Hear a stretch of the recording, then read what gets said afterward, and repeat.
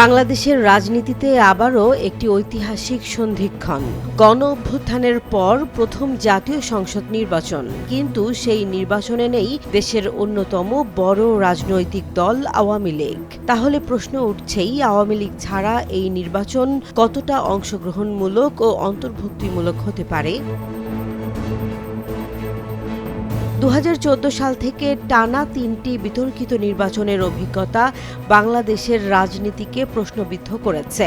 2014 ও 2024 সালে বিএনপি ও জামাত অংশ না নেয়ায় নির্বাচন হয়েছিল একতরফা, আর 2018 সালের নির্বাচন সমালোচিত হয়েছে রাতের ভোট হিসেবে। এমন প্রেক্ষাপটে জুলাই গণ অভ্যুত্থানের পর আসন্ন নির্বাচন ঘিরে প্রত্যাশার পাশাপাশি শঙ্কাও রয়েছে।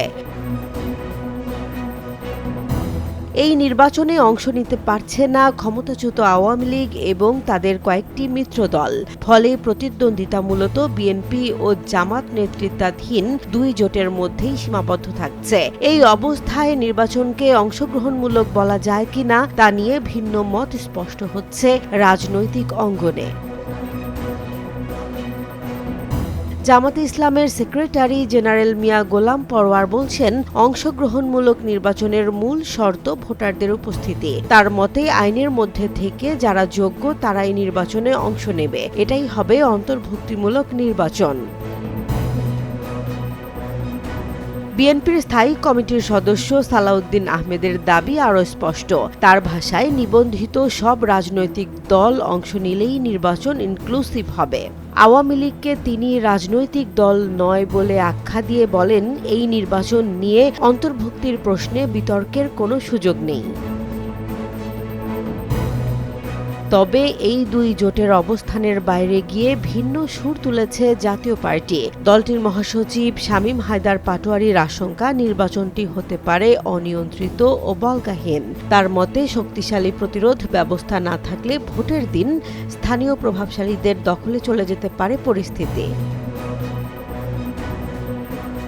জাতীয় পার্টির মতে, আওয়ামী লীগ বা জামাতকে নিষিদ্ধ করেও কোনো পক্ষ রাজনৈতিক সমাধান পায়নি। তারা বলছে, পূর্ণ গণতান্ত্রিক রূপান্তরের জন্য অন্তত একটি অন্তর্বর্তী বা সেমি ডেমোক্রেটিক ট্রানজিশন দরকার, আর এই নির্বাচন সেই প্রক্রিয়ার অংশ।